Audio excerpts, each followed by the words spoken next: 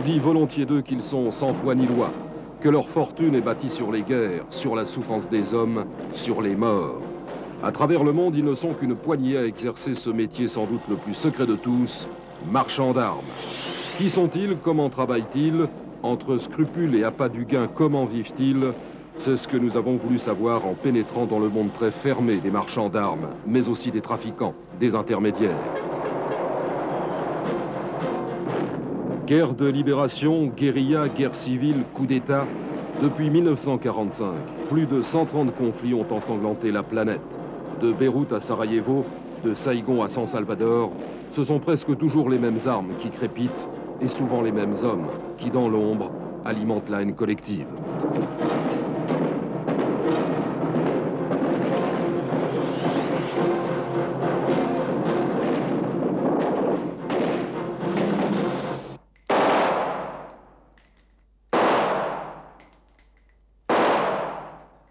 Cet Américain n'a rien d'un combattant. Son nom, Samuel Cummings. Il est le plus grand marchand d'armes privé au monde. Je suis optimiste parce que d'abord j'ai une nature optimiste et puis parce que j'ai toujours cru, et je ne vois pas pourquoi je changerais d'avis, que le commerce des armes militaires est basé sur la folie humaine et non sur la sagesse. Et je pense, et vous serez d'accord avec moi, qu'on peut affirmer que la folie humaine n'a pas de limite. Elle a toujours existé et elle existera toujours. C'est pourquoi, même si aujourd'hui la profession traverse une période très calme, la folie humaine redressera la tête. Et le marché des armes dans le domaine militaire repartira de plus belle.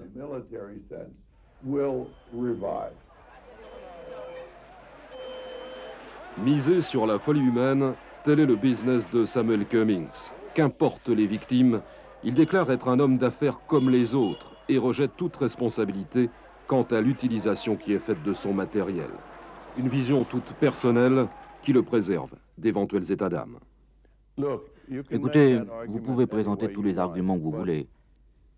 Mais est-ce que le constructeur automobile Ford est responsable de l'assassinat de Kennedy simplement parce que celui-ci circulait dans une de leurs limousines lorsqu'il a été abattu? Henry Ford est-il responsable des victimes des accidents de la route, qui, soit dit au passage, sont beaucoup plus nombreuses que les victimes des armes à feu, alors qu'il y a moins de voitures par habitant que d'armes? Vous voyez, sans éviter d'assumer ce que je fais, ce qui n'est pas le cas, même si je suis totalement conscient de l'hypothétique relation de cause à effet de mon commerce. Une arme, ça tue, bien sûr. Je ne ressens aucune émotion particulière, si ce n'est, d'une manière générale, le regret que les gens s'entretuent. Amoureux des armes, Samuel Cummings l'est assurément. Il possède la plus grande collection privée d'armes. Des Colt, des Remington, des Kalachnikov, des Smith & Wesson. Ce sont les seules pièces que Cummings se refuse à vendre.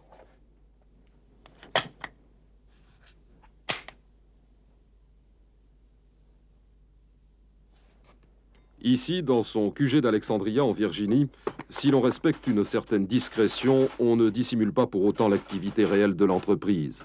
Entre Kalachnikov et mitrailleuses, les employés de Samuel Cummings ne semblent ni troublés ni stressés par cet environnement professionnel pas vraiment comme les autres. Cela vous gêne de travailler dans ce genre d'activité? C'était très bizarre au début, mais on m'a tout de suite rassurée en me disant qu'aucune arme n'était chargée et que je n'avais pas à en connaître le fonctionnement. Ici, je classe des papiers, des documents, enfin un travail de bureau. Et vous vous êtes habitué à voir toutes ces armes autour de vous? Au bout d'un certain temps, on finit par s'habituer. Ce matin-là, Cummings reçoit un acheteur qui va lui permettre de réaliser une transaction de 750 000 $. Au niveau de la quantité, disons 5 000 au minimum. Mais elles sont flambant neuves, chacune avec 4 magasins, le kit de nettoyage, etc. Disons 150 $. Oui, c'est très intéressant. Oui, c'est vraiment une affaire. Si on est d'accord, nous allons vous donner une documentation et vous me tenez au courant. Le matériel peut être immédiatement expédié de notre dépôt en Grande-Bretagne. C'est parfait. Comme vous le savez, nous n'en avons pas ici, mais nos stocks sont en Angleterre. Toutes les armes de Samuel Cummings sont entreposées aux États-Unis et en Grande-Bretagne. Mais c'est ici, dans son dépôt de Manchester, en Angleterre, que se trouve son stock le plus important. Des milliers et des milliers de caisses d'armes prêtes à être expédiées n'importe où dans le monde, et ce dans les plus brefs délais, qu'il s'agisse de mitraillettes ou d'armes lourdes.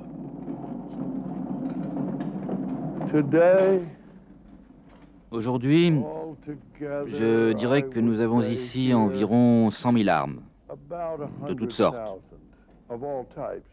Mitraillettes, fusils, canons légers, mitrailleuses et ainsi de suite. Si l'on compte les nouvelles formes d'organisation militaire, nous avons ici assez d'armes pour équiper en 24 heures 9 ou 10 divisions.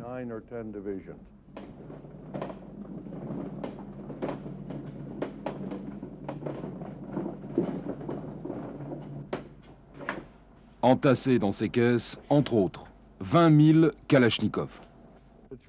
C'est vraiment une très très belle arme. C'est certainement l'arme du XXe siècle. Aucune autre arme automatique ou semi-automatique n'a été autant fabriquée. Elle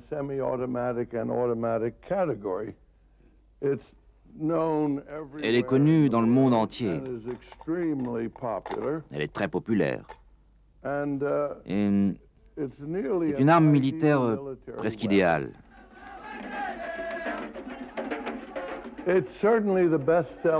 Dans sa catégorie, c'est vraiment le best-seller des armes militaires. Elle est employée dans le monde entier, de la Finlande à Vladivostok, dans toute l'Afrique, en Amérique latine et dans l'ensemble du Proche-Orient. D'ailleurs, il est intéressant de noter que les nouvelles nations russes qui existent maintenant, mais qui étaient membres de l'ex-URSS, continuent de l'employer. Ils les commandent même directement chez nous parce que nous pouvons les livrer moins cher que la Fédération russe.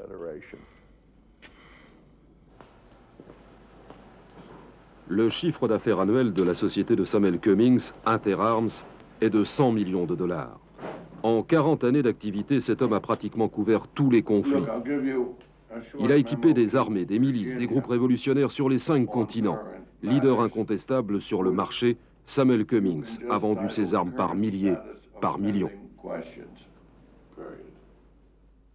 Si je dois vous donner des chiffres, je dirais que j'ai vendu approximativement, disons un chiffre raisonnable, 6 millions d'armes. Fusils, revolvers, mitraillettes, mitrailleuses. Jusqu'à ce jour, nous étions incapables de vendre dans cette partie du monde. Je parle du bloc de l'Est. Mais nous avons vendu dans presque tous les pays d'Amérique latine. Dans toutes les nations de l'Europe de l'Ouest, et également, à l'exception du Japon, en Asie et en Extrême-Orient. Cependant, aujourd'hui, je dois dire maintenant, la situation est terrible pour la profession.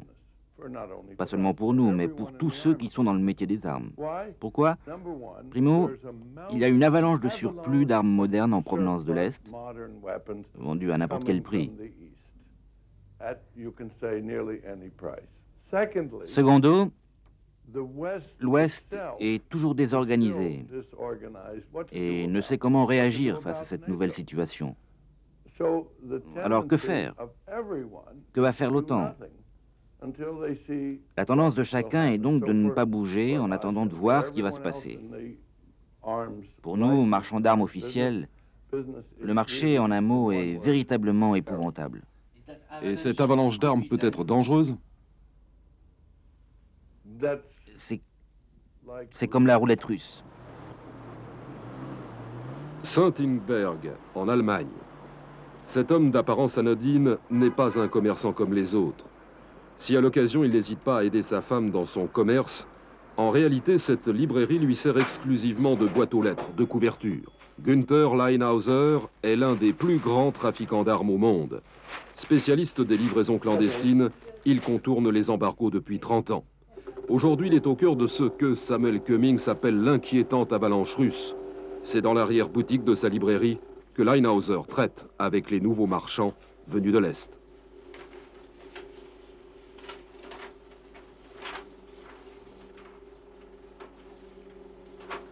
Voilà, ça c'est incroyable. Je viens d'avoir cette offre il y a quelques jours, verbalement par téléphone.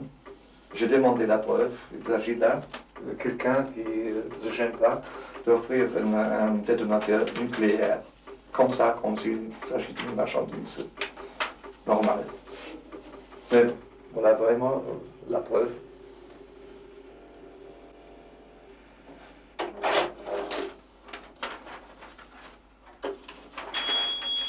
C'est la grande braderie. Bien sûr, ça vient des pays de l'Est. Ces choses n'ont pas de prix. Parce que normalement, il n'y a pas un marché pour ces choses-là. À part de quelques coins dans le monde, ça joue entre 500 000 et 4 millions de dollars. Il y en a beaucoup, des rêveurs qui pensent de rentrer dans ces champs de business parce qu'ils ne voient que les grandes sommes d'argent, le profit. Et ça fait rêver beaucoup de gens. Et on ne rêve pas dans votre métier? Assurément pas. Au contraire, il n'y a que la réalité qui compte et c'est une réalité assez dure.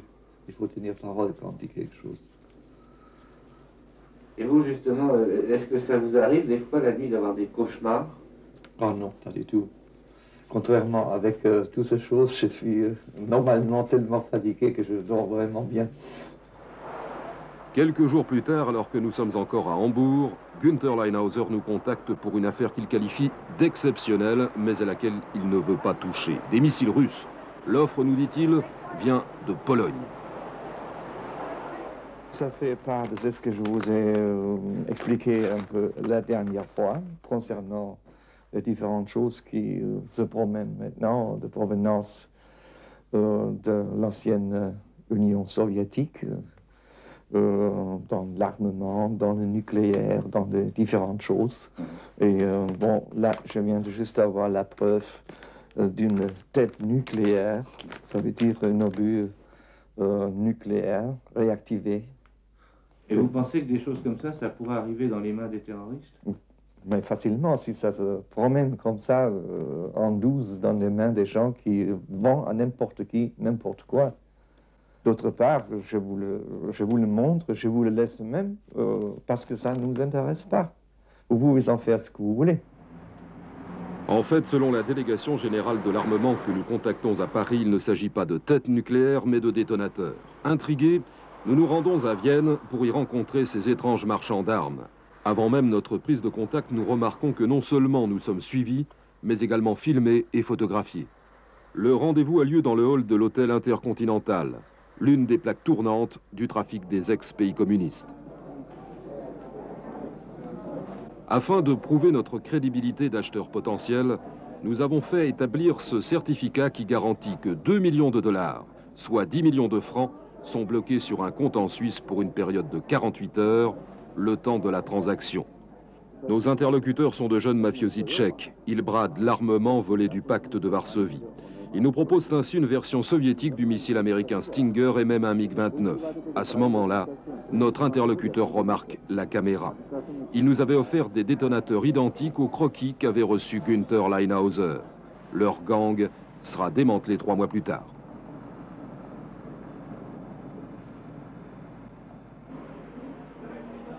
Qu'ils s'appellent Cummings ou Linehausser, ces hommes entretiennent tous d'étroites relations avec les différents services de renseignement pour savoir, à l'avance, qui est en train de s'armer et pour quel conflit. Des liaisons dangereuses et contre nature, comme nous l'avoue cet agent secret britannique rencontré à Hambourg. Vous n'avez guère d'estime pour les marchands ou les trafiquants d'armes. Non, en effet. J'ai très peu de respect pour eux. Mon expérience m'a prouvé qu'ils sont sans parole, qu'ils n'ont aucune loyauté envers leurs collègues de travail ou le pays auquel ils appartiennent.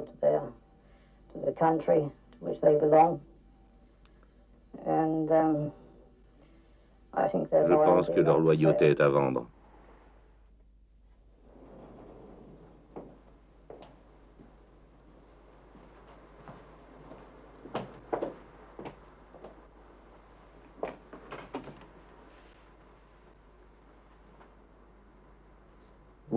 Quel est le stock d'armes que vous rêvez d'acheter? Oh, celui du Vietnam. Le matériel américain du Vietnam. Parce qu'il en a tellement, il est toujours standard dans la majeure partie du monde. Et les Vietnamiens n'en ont plus besoin. Nous sommes allés au Vietnam à 2 reprises ces dernières années. Nous avons inspecté et photographié le matériel. Les autorités vietnamiennes sont très coopératives avec nous. Mais les Américains disent non, ce matériel nous appartient. Il est toujours sous le contrôle du gouvernement des États-Unis. L'Allemand Leinhauser, lui aussi, voudrait bien mettre la main sur le stock du Vietnam. Depuis 23 ans, les deux hommes sont en compétition pour ce qu'ils appellent le marché du siècle. Il est vraiment géant, ce stock-là. Ça fait des centaines d'hélicoptères, des gros transporteurs, pas comme le C-130, par exemple, les avions de chasse. À part de ça, il y a des entrepôts d'armes vraiment très importants, comme des canons de Howitzer 155, d'autres calibres aussi, des canons sans recul. Mais vraiment, ce sont des entrepôts immenses que les Américains ont laissés à leur départ là-bas. Il est facilement accessible, le matériel est extrêmement bon marché en plus. Le pays a besoin de devises et ce matériel, vu les prix du marché, il est très bon marché. Un pays en guerre comme la Yougoslavie, elle aurait peut-être besoin de ces armes. Sûrement, seulement ça serait un peu difficile pour eux en acheter directement là-bas. Parce qu'il faut quand même tout un organisme pour le sortir du pays, pour le transport, pour faire arriver le matériel. Comment ça se ferait? Ah, ça dépend toujours de la situation. Ça peut se faire par avion, ça peut se faire par la voie maritime, hein, ou même combiné. Mais là, il faut prendre la solution le moment donné. Mais ça, c'est votre spécialité. On dit, je ne dirais pas que je suis en train de le faire, mais vous pourriez le faire. Je pourrais le faire, oui. Privés d'armes, en raison de l'embargo imposé par les Nations Unies à la Yougoslavie, les combattants bosniaques et croates, face à la puissance de feu des Serbes, en sont réduits à s'approvisionner auprès des trafiquants d'armes ou à trouver des armes au marché noir.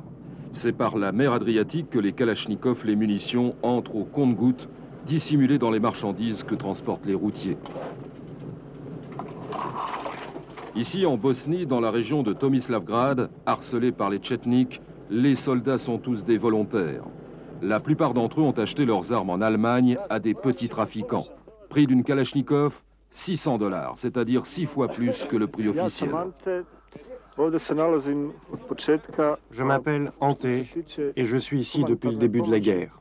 Je ne suis pas contre le principe de l'aide humanitaire. Les gens en ont besoin. Mais pour nous qui nous défendons, ce dont nous avons besoin, c'est des armes. Et notamment des armes lourdes, des chars, des avions aussi. Ou alors des hommes qui savent se battre. La Serbie a pris tout l'armement de l'armée yougoslave, aux Croates, aux Bosniaques et aux Slovènes aussi. Ils peuvent nous bombarder comme ils le veulent.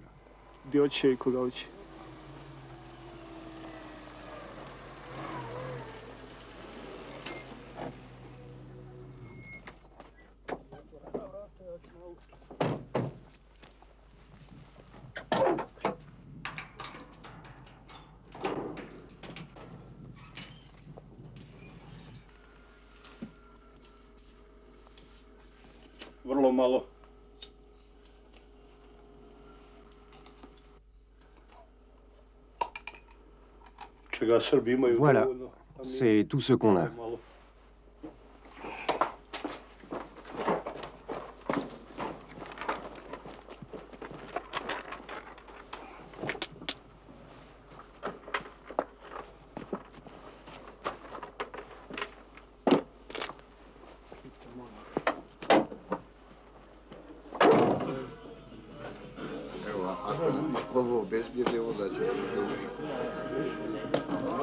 L'officier que nous avons rencontré dans cette caserne n'a accepté de parler qu'avec beaucoup de réticence. Il craignait des représailles contre son frère, prisonnier des Serbes. C'est un combat inégal. Les Serbes ont plus de munitions pour des mortiers de 120 que nous avons de cartouches pour nos fusils. Leurs armes sont modernes. En plus, c'est eux qui ont notre or et notre argent. Les cadres, les officiers de l'ancienne armée sont restés avec eux. C'est pour cela que leur armée est beaucoup plus efficace, qu'elle fonctionne parfaitement. Ils ont 1 millier de chars, 400 avions de combat qu'ils utilisent avec une grande précision. Dès qu'une guerre éclate, les profiteurs sortent toujours de l'ombre lorsqu'il y a de l'argent à gagner. Il n'y a pas que les petits trafiquants albanais dans cette affaire. Toutes les nationalités sont représentées. C'est normal. On peut gagner énormément d'argent dans cette profession. Le commerce des armes est international.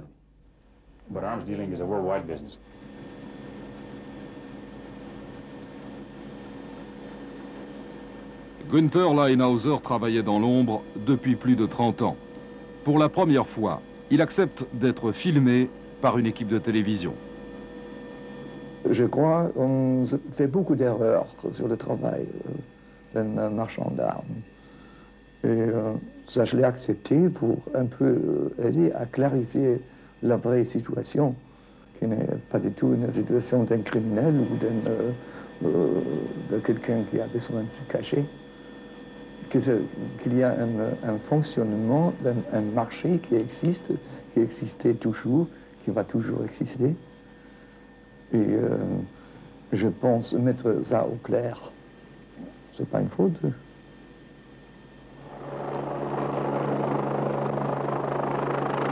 Ce jour-là, Leinhauser a rendez-vous en Allemagne avec un intermédiaire chargé d'acheter des armes pour le compte d'un pays soumis à un embargo. C'est la seule précision qu'accepte de nous donner le trafiquant. Il est d'accord pour que nous filmions la transaction à l'insu de l'acheteur, avec 2 caméras cachées. L'une est dissimulée sur une terrasse de l'héliport, l'autre dans sa Mercedes. Des micros ont été installés dans les appuis-têtes.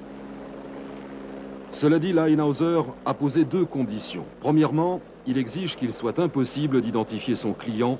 Il ne veut pas prendre le risque de perdre un marché de plusieurs centaines de milliers de dollars. Deuxièmement, que le document ne soit diffusé qu'une fois le matériel livré. À 15 h, l'hélicoptère de Leinhauser se pose. Son chauffeur l'a précédé avec les documents nécessaires à la transaction.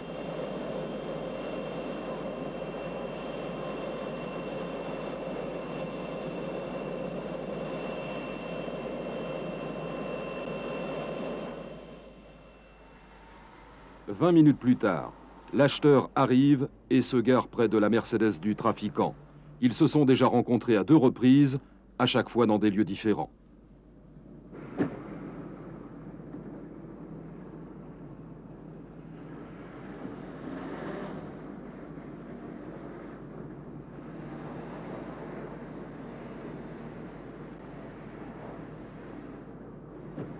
Ce que ne nous avait pas dit le trafiquant, c'est que l'intermédiaire est un Français. Bon, voilà, de notre part, tout est clair. Tout est préparé. En tout cas, pour qu'il n'y ait pas d'erreur sur le matériel, son usage. Je vous ai amené encore une cassette. Vidéo avec une démonstration exacte du matériel, la première tranche. Donc la première chose concerne 300 MGL 40 mm. Exact. Et 38 munitions. C'est ça. Hein? Bon, on est bien d'accord sur le contre-valeur qui doit être réglé au plus tard jusqu'à demain, disons, 18 h. Bon, écoutez, on vous a préparé donc 2 820 000 dollars. Exact. En espèces. Donc on pourra faire le transfert dès après-demain, si vous voulez. Hein, ça devait se faire demain. Demain. Ouais. Bon, demain, d'accord, pas de problème. Donc on le fera selon vos conditions. Selon les conditions, dans la banque Luxembourg. Le transfert, ça veut dire d'un coffre-fort dans l'autre. D'accord, mais de toute façon, j'aurai un collaborateur qui sera là et qui s'occupera de tout ça. Alors, en revanche, je voudrais être bien sûr qu'au niveau du transport, tout se passe bien. C'est-à-dire que moi, je suppose que ça va se faire par... Bon, on vous a bien mis au courant de la manière. Ça sera un transport aérien dont nous prenons la responsabilité jusqu'à l'atterrissage de l'avion.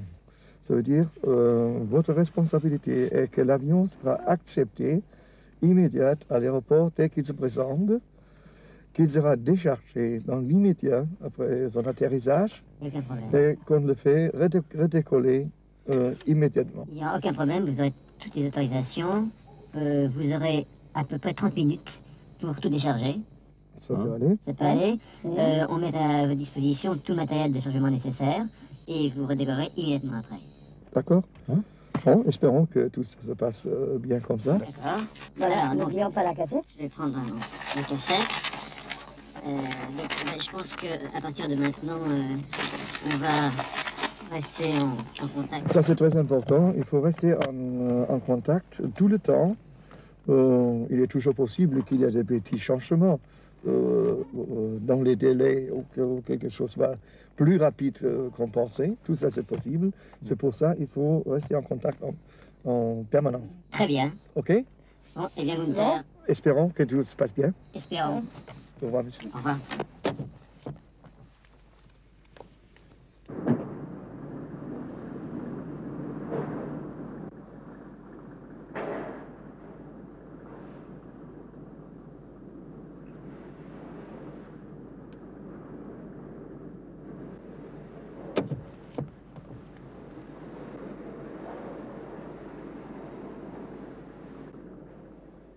Là, vous repartez, on peut savoir où? Je préfère ne pas le dire. Ben, bon voyage. Non, merci. Au revoir.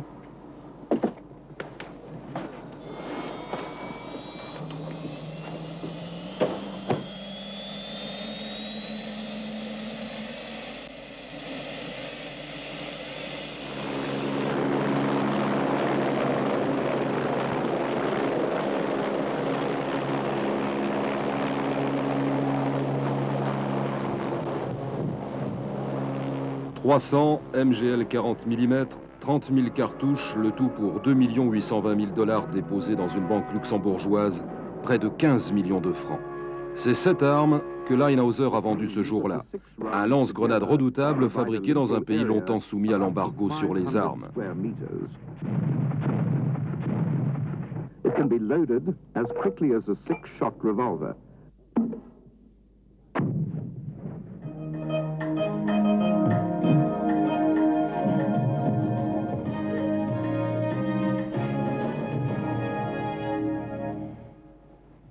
Guten Abend, verehrte Zuschauer. Abrechnung mit einem korrupten und verfrüht und zu gefährlich sei.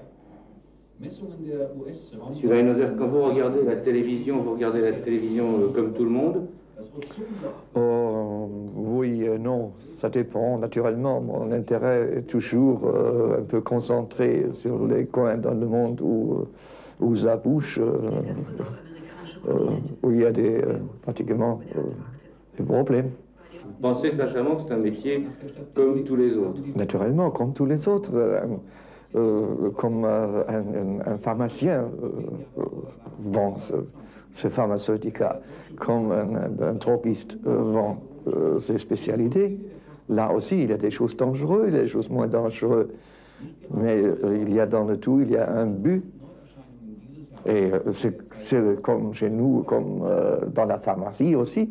On ne vend pas à tout le monde, on ne vend pas n'importe quoi à n'importe qui. Il faut quand même être informé pour bien choisir. Alors, qui vous donne l'ordonnance? Ah. La conscience peut. La grande braderie de l'Est a considérablement modifié le travail des marchands et trafiquants d'armes. Aujourd'hui, ils ne doivent plus se borner à parler de calibre ou de munitions. Ils sont obligés d'apprendre un nouveau vocabulaire, celui des armes du XXIe siècle et des indispensables métaux rares comme le scandium, l'osmium ou le gallium.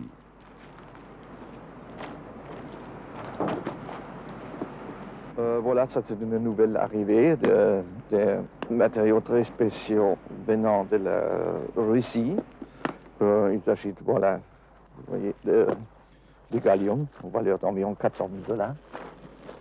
Alors c'est comme ça que, comme vous m'expliquez, les Russes arrivent avec leurs valises comme ça? Avec leurs valises, avec toutes sortes de différents matériaux, soit du gallium, germanium, scandium, même osmium, un matériel très très cher, très très rare. Qui n'est pas systématiquement interdit, mais difficile à trouver. Difficile à trouver, pas systématiquement interdit. Donc là, on est peut-être un peu loin du commerce des armes, mais... Ouais, finalement, ça rentre plus ou moins aussi dans l'industrie, disons, proche de l'armement. Ces produits rares font partie des composants pour l'industrie nucléaire? L'industrie nucléaire, des composants électroniques, de toutes sortes de différents usages.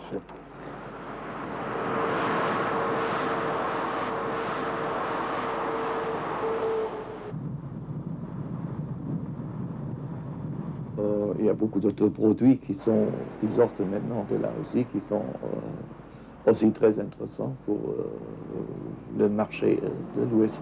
Surtout des produits très rares qu'on ne connaissait même pas ici dans l'Ouest. Je parle par exemple de l'osmium. Ces gens sont prêts à tout. Parce que bon, ils viennent avec leur matériel, ils n'ont pas de devises, ils n'arrivent même plus à payer leur hôtel. Et finalement, pour se sauver, ils le vendent à n'importe qui, à n'importe quel prix. Ça doit être inquiétant, non? En tout cas, c'est quand même assez dangereux, parce que ça sort de tout contrôle.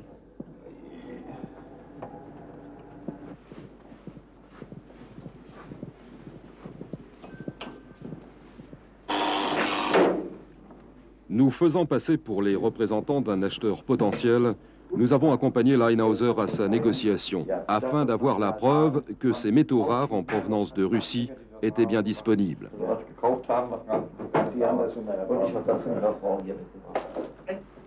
Ils exposent devant nous du gallium et de l'indium pour une valeur d'1 million de $.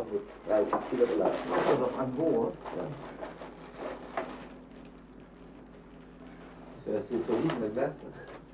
Oui, c'est ce que vient de dire. Ah bon? Il y a doute. Wird er sonst knallt. Ja, was gilt denn der Film? Wir wissen nur kurz, dass die ganze Menge, die verfügbar ist. Yes, electronic. So. If you have in warm hands and if you press a little bit in your hands, then you can see deformation also. Is that? Yeah, also. With the warm? Yeah. Not so extremely the gallium. The purity is 649. 99.9999. 699.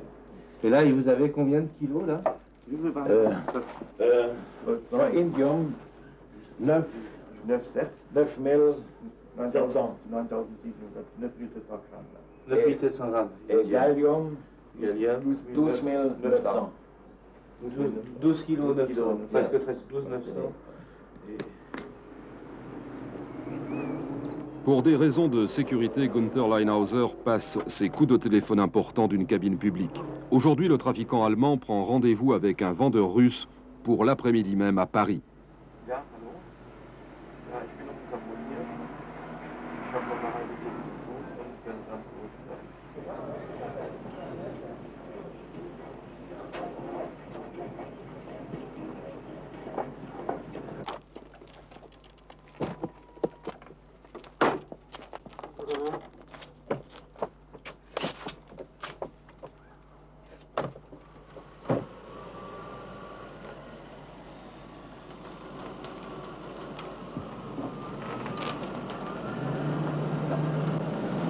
Qu'est-ce qu'il faut comme qualité pour être un marchand d'armes?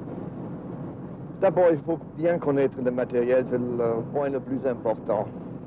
Il faut bien connaître la situation du client, du pays qui éventuellement reçoit la marchandise, la situation politique, la situation économique, l'environnement. Il faut connaître le but de ce qu'il veut faire, un client éventuel.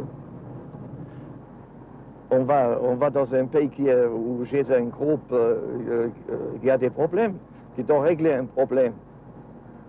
Pourtant, un marchand de drogue, il amène des problèmes. Un marchand de drogue, il travaille plus ou moins avec des faibles. C'est ce qui n'est pas le cas pour un marchand d'armes. Lui, il a affaire avec des gorillas, ou avec des officiers, ou avec des militaires. C'est quand même différent. Ja, wenn ich meine Partner gesehen habe. À nouveau dans le rôle d'acheteur potentiel, nous nous retrouvons en compagnie de Günther Leinhauser dans ce grand hôtel parisien. Dans la chambre du trafiquant, toujours avec sa stupéfiante complicité, nous plaçons un micro-émetteur dans sa cravate afin de suivre la négociation de loin. Une caméra est dissimulée dans un sac.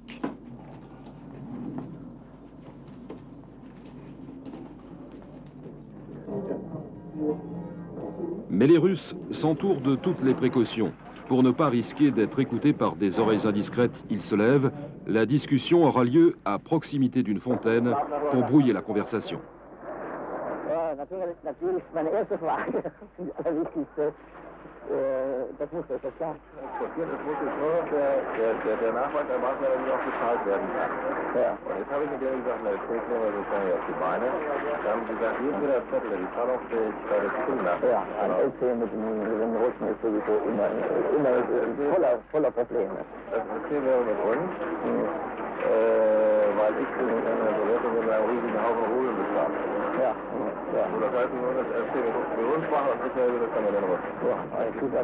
À Paris, aujourd'hui, dans un hôtel, vous avez rencontré un Russe qui vous a remis quelque chose. Qu'est-ce que c'est? Oui, c'est exact. C'est une matière extrêmement rare, tout nouveau. Une des grandes découvertes des techniciens, des chercheurs russes. Il s'agit là d'un photoconducteur, genre semi-conducteur, qui est terriblement cher dans la production. Il est terriblement cher parce qu'un kilo de cette matière vaut dans les 16 à 18 millions de dollars, comme ce petit échantillon déjà d'une valeur de 30 000 dollars. L'après-midi même de cette négociation, nous suivons Leinhauser pour un dernier rendez-vous. Une fois encore, la transaction a pour cadre un lieu public, un café des Champs-Élysées.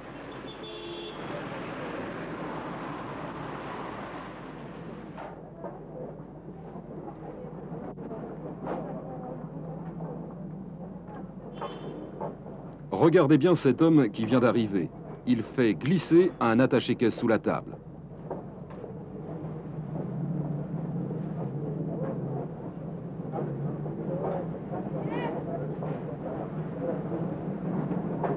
Il discute un instant avec le trafiquant, puis il repart, mais les mains vides.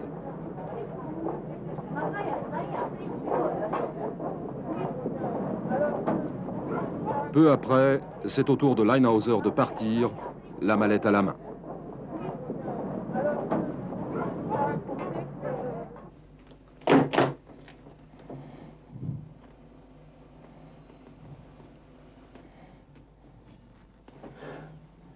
Combien d'argent, monsieur Leinhauser? Ça fait juste en 200 000 dollars. Ça représente quoi? Ça représente pratiquement une partie du paiement pour le matériel et en plus un acompte pour d'autres matériaux de genre terres rares. C'est un commerce dont les acheteurs n'ont pas intérêt d'être connus dans le monde entier. Ça veut dire que ce sont des achats qui se font très discrètement. Une des raisons pourquoi on ne paie pas en chèque, c'est ce qui serait peut-être plus pratique. On paye en liquide.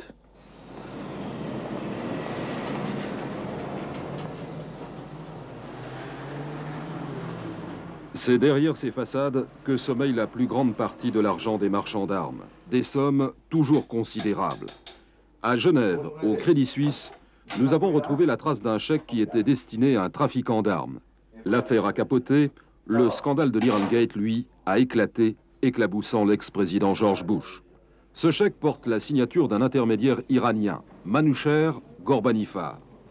La somme qui devait être versée aux trafiquants d'armes, 33 125 000 $, c'est-à-dire 165 millions de francs.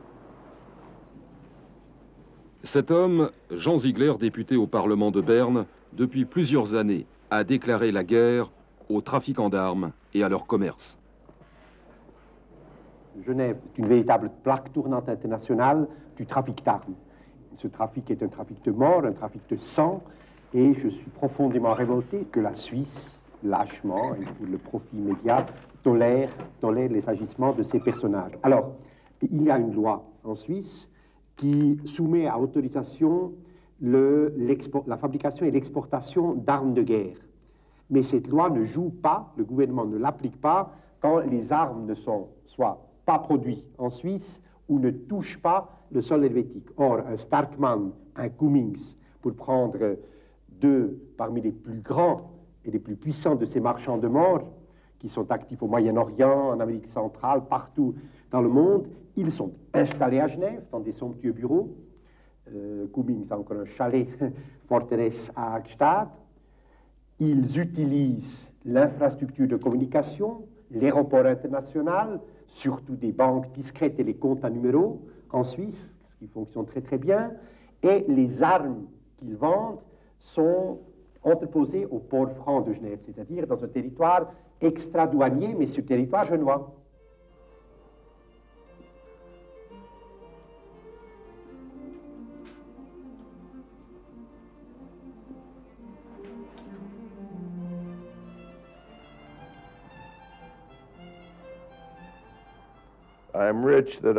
Je suis riche, oui, si vous voulez, parce que j'ai un travail que j'adore et que j'ai la chance d'avoir deux bons enfants qui travaillent dur pour réussir, et une femme vraiment idéale. Bon, dans ce sens-là, je suis riche et toujours reconnaissant que la vie soit si bonne avec moi. Sur le plan financier, bon, je dis toujours que je peux me payer mes hamburgers. Ce qui est sûr, c'est que je ne dois rien à personne, nulle part dans le monde. Je n'ai jamais eu de dette. Vous savez, en 40 ans de métier, j'ai travaillé avec plus de 100 pays et il n'y a aucun homme dans le passé comme dans le présent que je ne puisse regarder droit dans les yeux. C'est à Monaco que Cummings a établi le siège de sa société Interarms. Ici, pas d'armée, pas de guerre, et pourtant, rien n'échappe à Samuel Cummings.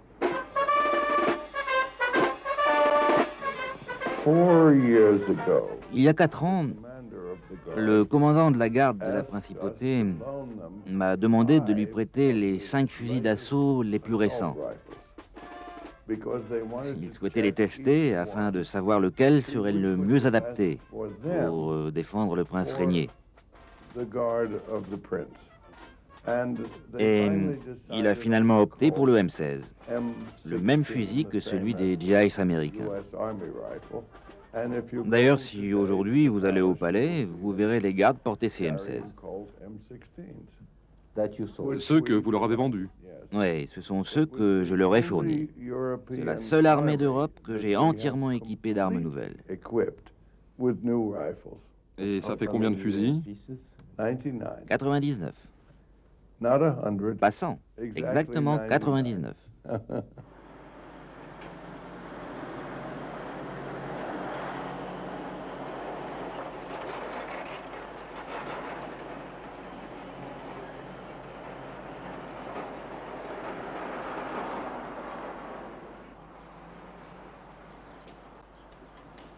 Dans le grand commerce des armes internationales, Samuel Cummings fait figure de modèle. Ce jour-là, un jeune marchand d'armes lui propose de participer à l'achat d'1 million de Mauser vendus à l'armée turque il y a plus de 60 ans. Un marché de 100 millions de dollars.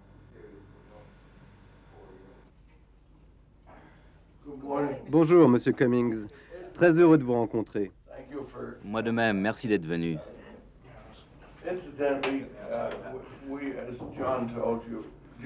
John, vous pouvez rester avec nous. Nous pensons que vous nous proposez le matériel de Turquie. C'est exact. Parce que, vous savez, nous avons tous eu la même offre. C'est dur à croire, mais j'ai moi-même inspecté ce matériel il y a 42 ans. Ah, je veux bien vous croire. Et les Turcs, depuis, nous font la danse des 7 voiles. Et ça continue.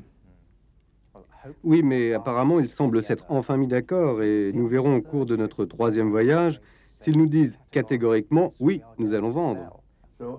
Bon, qu'est-ce que vous aimeriez que nous fassions dans l'immédiat? Écoutez, j'ai l'impression qu'ils deviennent enfin raisonnables. Nous travaillons en tout cas dans ce but depuis 10 ans. Je n'en doute pas. Oui, moi et mon partenaire, on s'y est rendu à 2 reprises ces 2 dernières années et j'ai tout inspecté dans 4 bases militaires. Je crois sincèrement qu'ils deviennent enfin raisonnables.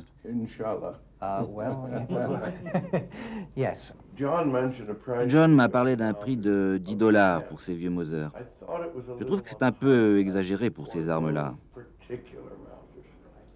Ils sont fatigués, ces Mauser. Et j'aimerais bien les avoir pour un peu moins, si vous le pouvez. Savez-vous que la majorité d'entre eux ont des baïonnettes? Très bien, ça aide énormément. Ici, nous disons toujours, si vous avez les baïonnettes, le transport est payé.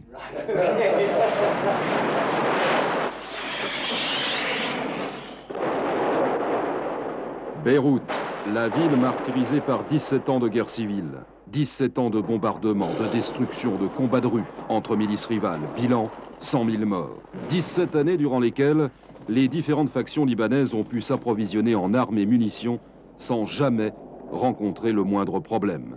Pour les marchands d'armes, les trafiquants, les États, le Liban a fait la fortune des uns et des autres. Aujourd'hui, petit à petit, les milices sont désarmées. Les seigneurs de la guerre rendent leurs armes à l'armée libanaise, comme ici, dans les montagnes du Chouf, le fief des Druzes de Walid Jumblat. Des chars, des mortiers, des canons, des mitrailleuses sont embarqués sur les camions. Rien vraiment ne valait cette guerre, car quand on pense maintenant aux résultats aboutis par cette guerre, c'était ridicule, c'était absurde. Mais tout le monde s'est battu ici. Quand je vois la liste de ce que j'ai donné à l'armée syrienne et à l'armée libanaise, eh bien c'est impressionnant. C'est impressionnant.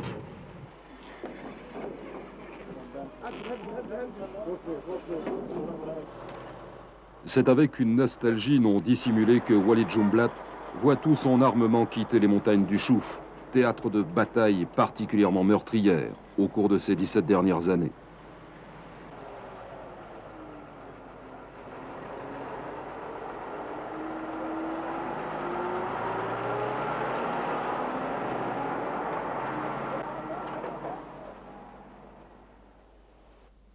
Ce sont les soviétiques à l'époque qui m'avaient donné le gros du matériel, qui avaient formé les cadres. Puis après, les Syriens ont pris un peu la relève parce qu'il y avait des moments où on manquait de munitions. Puis il y a eu un stock d'armes important qui est venu de Libye, assez important. Mais surtout à l'époque, on dépendait du ravitaillement soviétique parce qu'en tant que parti, on avait de très bonnes relations avec le Parti communiste soviétique à l'époque. Et ce matériel a été acheminé gratuitement. Nous n'avons payé aucun sou. J'ai rendu mes armes, une grande partie de mes armes, les armes lourdes et tanks et canons, aux Syriens, bien qu'elles m'appartiennent. Et elles viennent principalement de chez les Soviétiques. Et le reste, comme vous l'avez vu maintenant, je suis en train de les livrer à l'armée libanaise. On a entendu dire qu'une partie des armes, le surplus d'armes que les forces libanaises avaient, qui avait été donné par les Irakiens, Michel Aoun, les Irakiens à Michel Aoun et aux forces libanaises, aurait été vendu quelque part, je crois, aux Croates ou aux Serbes, je ne sais pas, en Yougoslavie, le surplus, un surplus important. Des chars essentiellement? Je ne sais pas, parce que M. Saddam Hussein avait été à un moment donné, pendant la guerre de libération, soi-disant de libération, était assez généreux avec les forces libanaises et l'armée libanaise, l'armée de Michel Aoun. Hier encore, ces chars tiraient des centaines d'obus par jour au Liban. La paix revenue, leur carrière ne s'arrêtera pas là. Une arme a plusieurs vies, aime à dire Leinhauser, des vies bien plus longues que celles des combattants. À Chypre ou en Bulgarie, certaines des armes qui ont servi au Liban sont rachetées à bas prix pour être vendues 7 fois plus cher à ceux qui estiment que leur liberté n'a pas de prix. Avec le conflit yougoslave, Leinhauser peut remercier l'histoire de lui donner l'occasion de réconcilier son trafic et sa bonne conscience. Quelle relation on a avec le mot trafic? Là, je vous pose une question. Est-ce que vous êtes pour l'embargo contre la Bosnie aujourd'hui? Cet embargo, à qui il est? Il est aux Serbes, uniquement à eux. Et maintenant, on discute partout d'enlever l'embargo pour la Bosnie, la Herzégovine. Seulement, les politiciens n'ont pas le courage. Mais ils ont déjà un point pour qu'ils disent on va faire comme ça. Donc, pour vous, à chaque fois que vous livrez des armes, vous réalisez une opération humanitaire. Ah. Je crois qu'on va trop loin là de nommer une livraison d'armes comme une action humanitaire, mais pour beaucoup de gens, c'est une action de survie. On vous a déjà dit merci? Souvent.